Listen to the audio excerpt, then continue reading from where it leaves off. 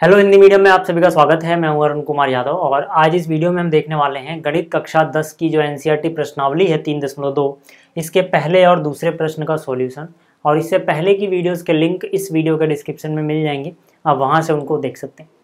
तो यहाँ पर देखो, जो इसका पहला प्रश्न है इसमें हमें कुछ समीकरणों के युग्म दिए गए हैं, रैखिक समीकरणों के युग्म, और इनको हमें प्रतिस्थापन विधि से हल करना है।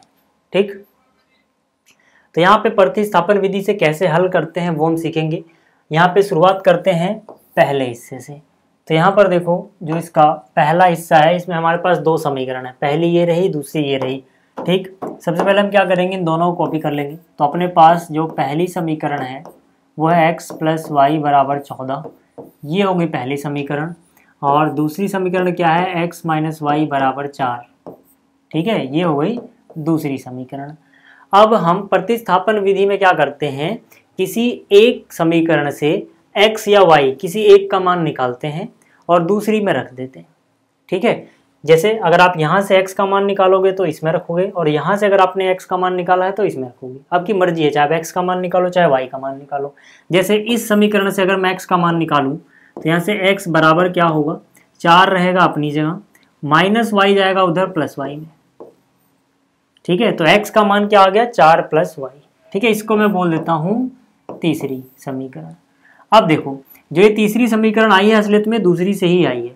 तो मतलब जो ये x का मान है ये मैं दूसरी में नहीं रख सकता, क्योंकि मैंने ये दूसरी से ही निकाला है, तो मुझे रखना पड़ेगा पहली में। तो मैं लिखूंगा x बराबर 4 + y समीकरण 1 में रखने पर, 1 में रखने पर।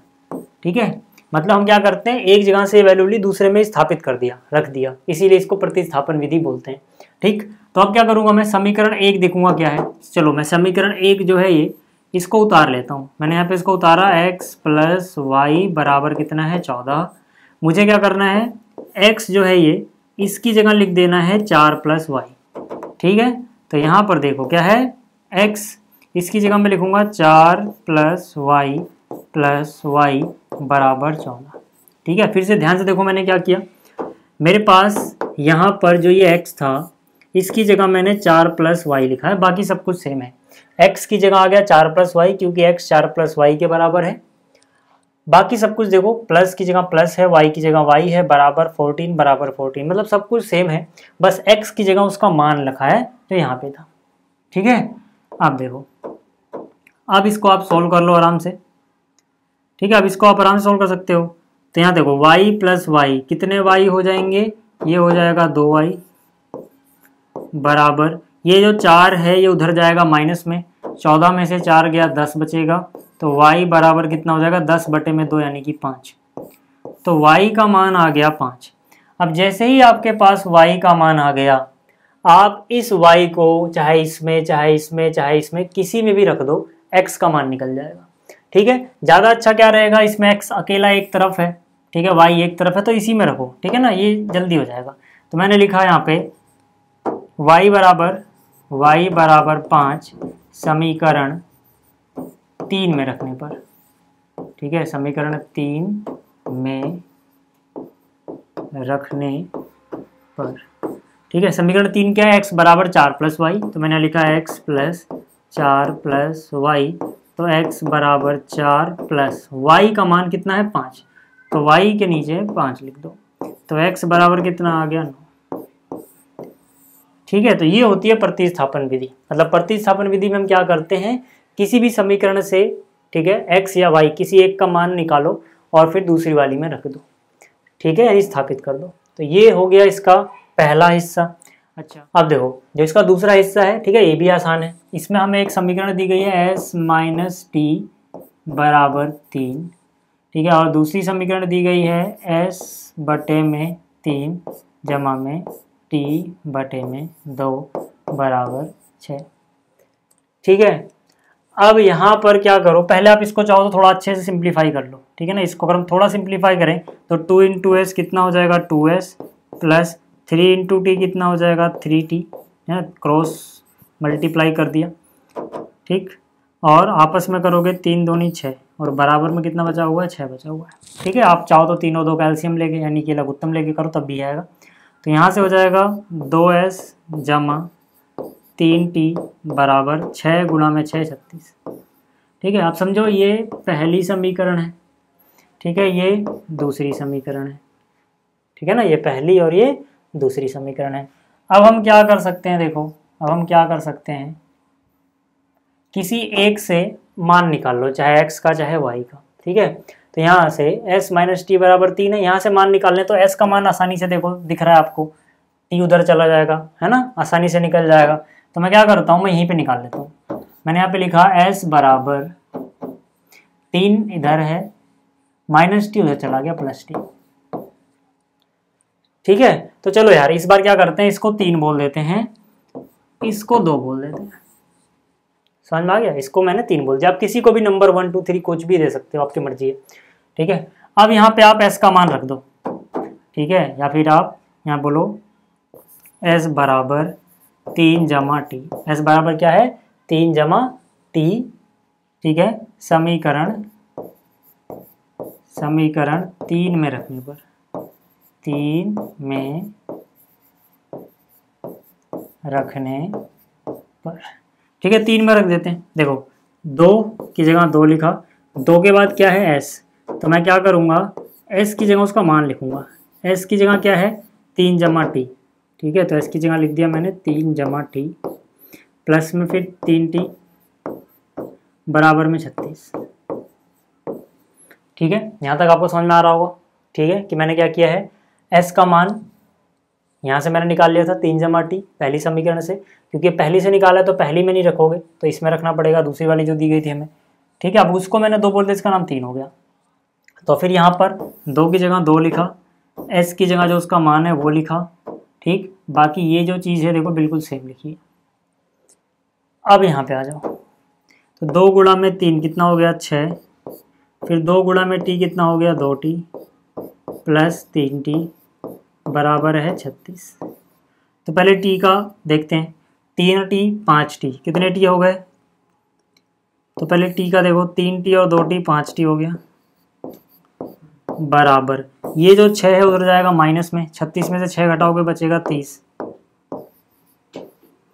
5t बराबर 30 है तो t बराबर क्या हो जाएगा, 30 बटे में 5 है ना, 5 नीचे जाएगा यानी कि 6, तो t बराबर कितना आ गया, 6 आ गया।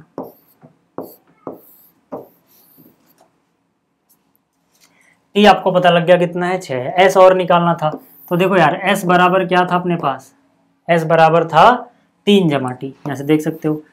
ठीक है, या फिर समीकरण जो 2 है वहाँ से भी देख सकते हो, s बराबर है 3 जमा टी।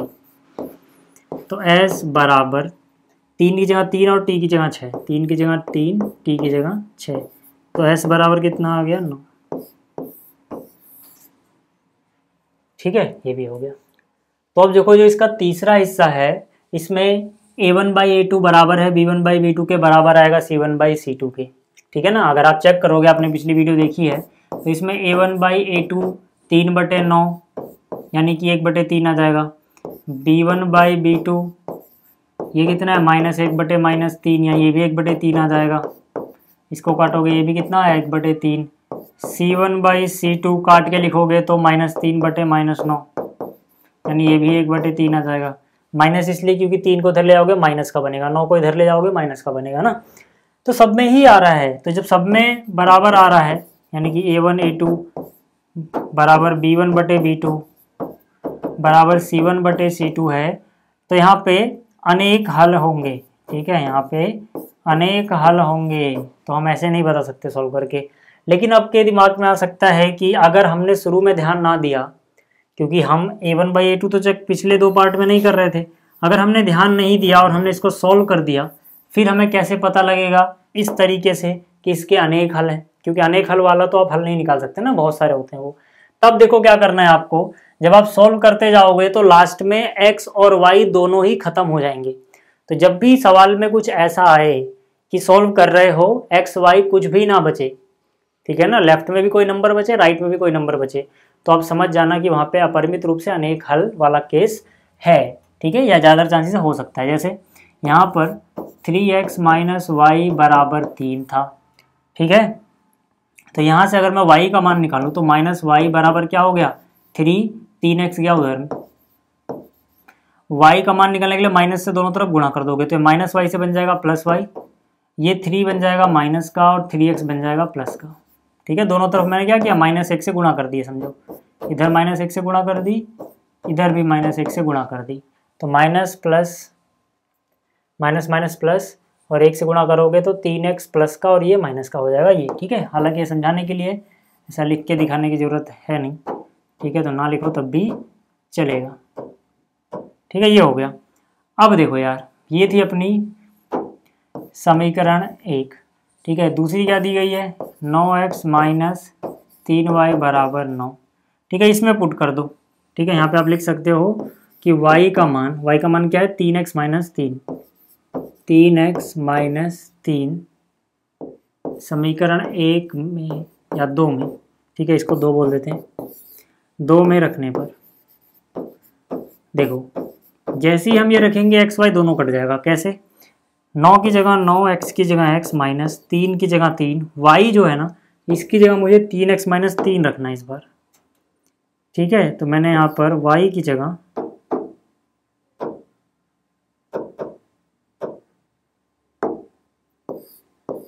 3x माइनस 3 रख दिया,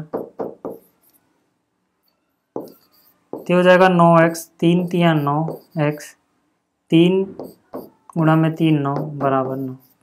तो यहाँ से देखो 9x 9x का कट गया, दोनों तरफ सेम नंबर बचा, x है ही नहीं यहाँ पे। जब दोनों तरफ बराबर नंबर आ रहा है x y सब गायब हो जा रहा है, तो आप समझ जाना कि इसके अनेक हल हैं, इसको हम ऐसे सॉल्व नहीं करेंगे।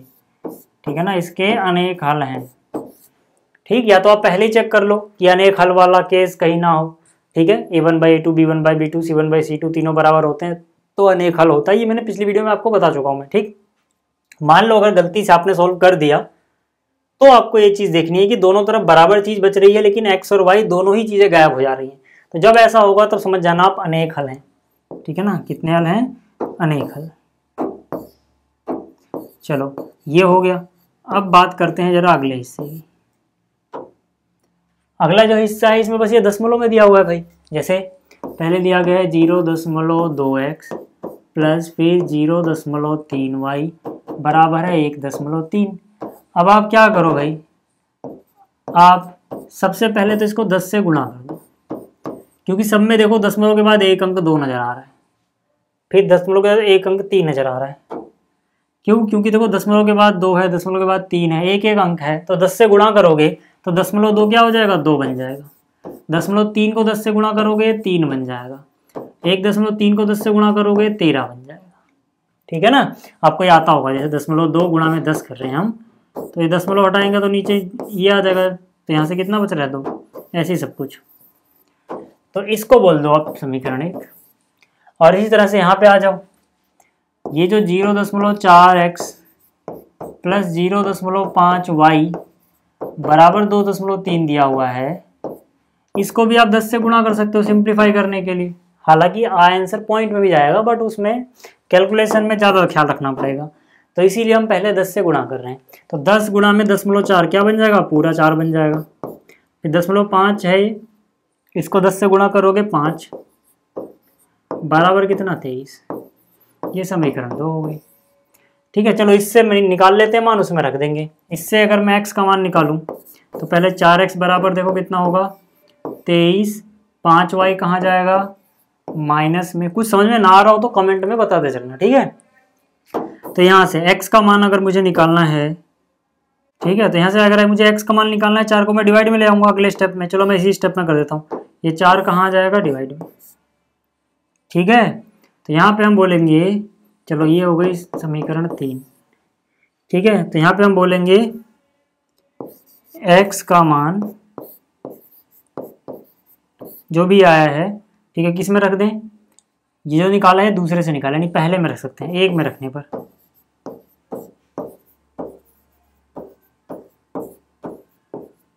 ठीक है, तो समीकरण 1 क्या है पहले मैं उतार लेता हूँ ऊपर से।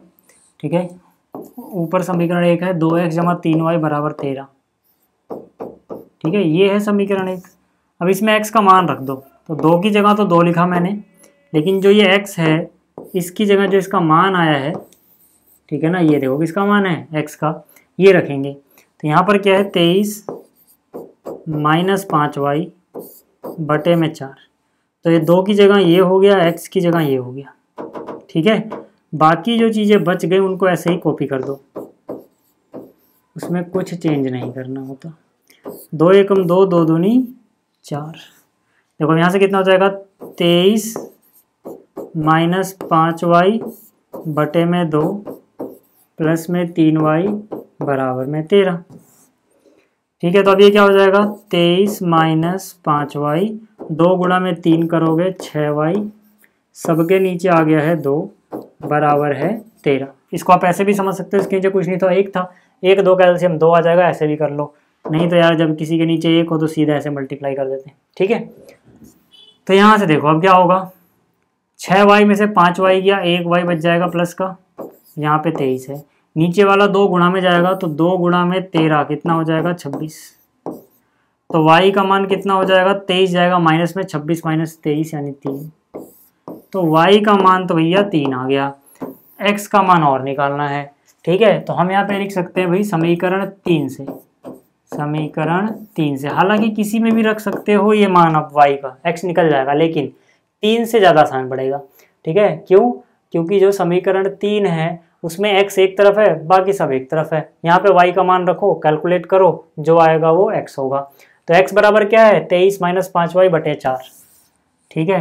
तो यहाँ से हम लिखेंगे x बराबर 23 माइनस 4y बटे में कितना है 4 है, ठीक है। 23 minus 5y, sorry 23 minus 5y बटे में 4। तो x बराबर 23 माइनस 5y, y का मान कितना है 3 है बटे में 4। तो x बराबर 23 माइनस 5 3 15 बटे में 4। 23 में से 15 घटाओगे 8 बचेगा, 8 बटे 4 करोगे 2 आ जाएगा, ठीक है। तो ये चीज़ भी आपको समझ में आ गई होगी। अगला वाला देखो यार, इसमें हमें वैल्यू निकालनी है।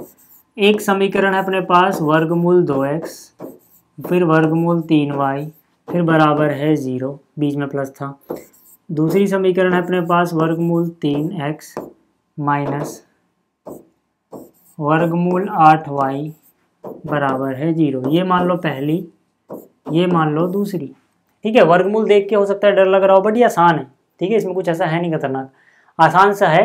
किसी एक की वैल्यू निकाल लेते हैं, चलो x की वैल्यू अगर मैं निकालूँ, ठीक है, इस वाली समीकरण से निकाल रहा हूँ मैं वैल्यू। तो वर्गमूल 3x बराबर, ठीक है, यहाँ से 0 अपनी तरफ है, माइनस 8 वर्गमूल y उधर जाएगा प्लस, मतलब वर्गमूल 8y बराबर, ठीक है, इस तरफ क्या है 0, माइनस वर्गमूल 8y उधर जाएगा तो प्लस वर्गमूल 8y। तो फिर 0 में प्लस करोगे यही रहेगा, यही रहेगा ना। x की वैल्यू निकालोगे वर्गमूल 3 नीचे चला जाएगा, यानी कि ये देखो आ गया x का मान। इसको बोल देते हैं समीकरण 3। क्या बोल देते हैं? समीकरण 3। अब ये मान क्योंकि हमने 2 से निकाला है तो 2 में नहीं रख सकते, किस में रखेंगे? 1 में रखेंगे, ठीक है। 1 से निकाला होता तो 2 में रखते। चलो अब 1 में रखते हैं। तो यहाँ पे मैंने लिखा x का मान 1 में रखने पर लिख लेना, ठीक है। समीकरण 1 है क्या, पहले उतार लो, मैं ऊपर चला गया स्क्रीन। वर्गमूल 2x जमा वर्गमूल 3y बराबर 0, ठीक है। चलो यहाँ से देखो वर्गमूल 2 गुणा में x है, ठीक है। वर्गमूल 2 की जगह वर्गमूल 2 लिख दिया मैंने, x की जगह हम यहाँ पे लिखेंगे x का मान जो भी है। x का मान क्या है? वर्गमूल 8y बटे में वर्गमूल 3, वर्गमूल 8y बटे में वर्गमूल 3 प्लस में क्या है वर्गमूल 3y बराबर में क्या है 0, ठीक है भाई। चलो यहाँ से कितना हो जाएगा? वर्गमूल 2 इंटू वर्गमूल 8 वर्गमूल 16 हो गया बटे में वर्गमूल 3y जमा में वर्गमूल 3y बराबर 0। वर्गमूल 16 आपको पता है 4 होता है, लेकिन उससे पहले y देखो दोनों के पास है, y कॉमन ले लो। मैंने y कॉमन लिया, अंदर क्या बचेगा, वर्गमूल 16। वर्गमूल 16 असलियत में कितना होता है, 4 बटे में वर्गमूल 3 प्लस में वर्गमूल 3 बराबर में 0। ठीक है, ध्यान से देखो, y दोनों में था, कॉमन आ गया। ठीक है ना, दोनों पे के पास y है, कॉमन आ गया। वर्गमूल 16 को 4 लिख दिया, वर्गमूल 3 अपनी जगह प्लस अपनी जगह वर्गमूल 3 अपनी जगह, साथ वाला y बाहर आ चुका है, बराबर 0। ठीक है, यहाँ तक कोई दिक्कत नहीं है। फिर से बोल रहा हूँ यार, कोई चीज़ समझ में नहीं आती है तो मुझे बता दिया करो कमेंट में कि भाई ये चीज़ समझ में नहीं आ रही है। ठीक है, इसको या तो दोबारा समझा दो या फिर इसके ऊपर एक कोई सेपरेट वीडियो बना दो जिसमें ये टॉपिक्स कवर हो, हमें यहाँ दिक्कत होती है। ठीक, चलो अब यहाँ से देखो, y बराबर 0 बटे में, देखो ये पूरा ब्रैकेट और y चिपका के लिखे, मतलब इसके बीच में गुणा है, यहाँ पे y गुणा में पूरा ब्रैकेट। तो जो चीज़ गुणा में होती है हमें पता उस तरफ डिवाइड में जाती है, यानी पूरा ब्रैकेट उठा के ले आओ डिवाइड में। ठीक है, यानी कि 4 बटे में √3 प्लस √3।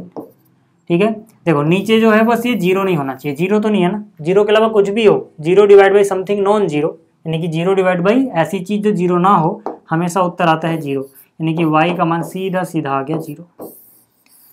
y का मान पता लग गया 0, y का मान किसी भी समीकरण में रख दो, x पता लग जाएगा। ठीक है, y का मान किसी भी समीकरण में रख दो, आपको क्या मिल जाएगा, x मिल जाएगा। चलो अब मैं इसी में रख देता हूँ 3 में। ठीक है, यहीं पे कर लेता हूँ मैं, y का मान कितना है 0, y बराबर 0 समीकरण 3 में रखने पर 3 क्या है, देखो x बराबर वर्गमूल 8 बटे में वर्गमूल 3 y। ठीक है, y का मान 0 रखोगे अगर तो वर्गमूल 8 वर्गमूल 3 गुणा में 0 0 ही हो जाना है, यानी कि यहाँ पे x भी 0 आएगा और y भी 0 आएगा। ठीक है, तो ये भी हो गया। इसी तरह से अगला सवाल अब आप खुद कर सकते हो यार, मैं इसको थोड़ा सिंप्लीफाई कर देता हूँ। 3 बटे 2 माइनस 5y बटे 3 बराबर है -2, यही है ना। एलसीएम ले लो, 2 और 3 का एलसीएम आ जाएगा 6, 2 3 6, 3 बढ़ गया, 3 गुणा 3 यानी 9x, फिर 3 दूनी 6, 2 गुणा में 5 यानी 10y बराबर कितना है -2। तो 9x माइनस 10y बराबर 6 गुणा में 2 यानी -12। ये हो गई पहली समीकरण। इसी तरह से इसको सिंप्लीफाई करोगे, दूसरी समीकरण मिल जाएगी आपको, दोनों को सॉल्व कर लेना। ठीक है, हो जाएगा। अब आपको इतना समझ में आ गया होगा अगर आपने शुरू से देखी है तो। अब बात करते हैं दूसरे प्रश्न की। ठीक है, यहाँ पर देखो जो इसका दूसरा प्रश्न है, इसमें क्या है कि एक समीकरण ये है, दूसरी समीकरण ये है, इनको हमें हल करना है और m का मान ज्ञात करना है, जिसके लिए y बराबर mx प्लस 3। तो यहाँ पर देखो, पहले अपने पास है 2x जमा 3y बराबर है 11, ये मान लिया मैंने पहली समीकरण जो हमें दी है। दूसरी समीकरण है 2x माइनस 4y बराबर -24, ये मान लिया जो हमें दूसरी समीकरण दी गई है। ठीक है, अब हमें सॉल्व करना है। चलो मैं इसी विधि से सॉल्व करता हूँ, प्रतिस्थापन से ही। ठीक, तो हम क्या करेंगे, यहाँ से x का मान निकाल लेंगे। तो 2x बराबर -24, -4y उधर गया प्लस 4y। ठीक है, हम चाहे तो यहाँ पे x का मान ना निकाले, सीधा 2x ही रहने दे, क्योंकि यहाँ पर भी 2x है, सीधा 2x की जगह ही वो पुट कर दो, x की जगह नहीं 2x की जगह, जल्दी हो जाएगा सवाल। लेकिन फिर भी अभी आप ये तरीका सीख रहे हो तो मैं हर एक स्टेप ही करके दिखा रहा हूँ। अभी वैसे ये करते तो जल्दी हो जाता, बट अभी मैं x का मान ही निकालूंगा। x के लिए 2 जाएगा डिवाइड में, तो x बराबर कितना हो जाएगा, 2 गया भाग में। ठीक है, जब 2 भाग में जाएगा यानी कि -24 प्लस 4y बटे में क्या 2, तो ये हो जाएगा x बराबर 24 बटे 2 यानी -12, 4y बटे 2 यानी कि 2y। ठीक है ना, बटे में 2 मतलब अलग अलग, दोनों के नीचे 2 है। ये ऐसा मत करना कि एक को काट दिया आपने हो गया, नहीं। ठीक है, वो तभी हो सकता है जब आप कोई चीज़ कॉमन लो, यहाँ से कोई चीज़ बाहर कॉमन लोगे तब काट सकते हो इसको, इससे अकेले को। लेकिन अगर ऐसा नहीं करते, कोई चीज़ कॉमन नहीं ले रहे हो आप, तो फिर ये इसको भी काटेगा, इसको भी काटेगा, ये चीज़ याद रखना। ठीक है ना, ऐसा क्यों होता है, क्योंकि ये सबके डिवाइड में है, मतलब सबके नीचे। ठीक, तो ये आ गया x का मान। अब ये x का मान 1 में पुट कर दो। ठीक है, तो समीकरण 1 है क्या, ठीक है, मैंने यहाँ पे लिखा x का मान समीकरण 1 में रखने पर एक क्या है, देखो ऊपर लिखा हुआ है 2x जमा 3y बराबर 11, तो हो जाएगा 2x, x की जगह क्या है -12 प्लस में 2y प्लस में 3y बराबर 11। ठीक है, देखो मैंने क्या किया, 2 की जगह 2, x की जगह उसका मान, प्लस 3y बराबर 11 प्लस 3y बराबर 11, मतलब सब कुछ सेम। यहाँ तक ठीक है। अब क्या करेंगे भाई, 2 गुणा में -12 माइनस का 24, 2 गुणा में 2y यानी 4y, मतलब वही चीज़ आगे अगर हमें डायरेक्ट पुट किया होता ना 2x का मान, तो सीधा सीधा ये स्टेप हमें पहले ही मिल गया होता। अब देखो 4y 3y कितने y हो गए, इन दोनों को जोड़े कितना आएगा 7y। ठीक, तो यहाँ लिख देंगे 7y बराबर -24 हो जाएगा प्लस में, यानी 11 प्लस 24 कितना हो जाएगा 35, 7y बराबर 35, तो y बराबर कितना हो जाएगा 5, y बराबर कितना हो जाएगा 5। अब अगर y बराबर 5 आ गया तो x का मान भी निकाल लो साथ में। x का मान कितना था, x बराबर था -12 प्लस 2y, -12 प्लस 2y, यानी ये हो जाएगा -12 प्लस 2, y का मान कितना निकाला हमने, अभी देखो 5 निकाला था। ठीक है, तो ये हो जाएगा -12 प्लस में 10 यानी -2, तो x का मान ये आ गया।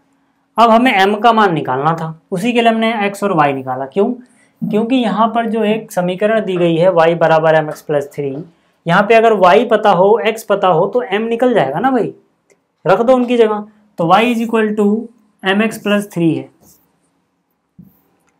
ठीक है, यहाँ पे क्या है y is equal to mx plus 3, यहाँ पे y और x का मान रख दो, y का मान कितना है 5, तो y की जगह 5 आ गया, m की जगह m, x का मान कितना है -2, तो यहाँ पे -2 आ गया, प्लस में 3, तो यहाँ से देखो 5 is equal to m into -2, -2m हो गया, प्लस में कितना है 3, -2m को इधर लाए +2m बन गया, 3 अपनी जगह है, +5 को इधर ले गए, मतलब मैं इस 2m को उठा के यहाँ पे ले आया और ये 5 को उठा के वहाँ पे ले गया। ठीक है, ये प्लस में था माइनस में गया, ये माइनस में था प्लस में आया, तो यहाँ से कितना बचेगा -2, और यहाँ पे क्या है 2m, तो m निकालोगे 2 कहाँ चला जाएगा। ठीक है, तो यहाँ से m का मान कितना आ जाएगा -2/2 यानी कि -1। ठीक है, तो ये भी हो गया। तो उम्मीद कर रहा हूँ आपको ये सारे सवाल समझ में आ गए होंगे। जल्दी मिलेंगे अगली वीडियो में, इस वीडियो में इतना ही, थैंक यू।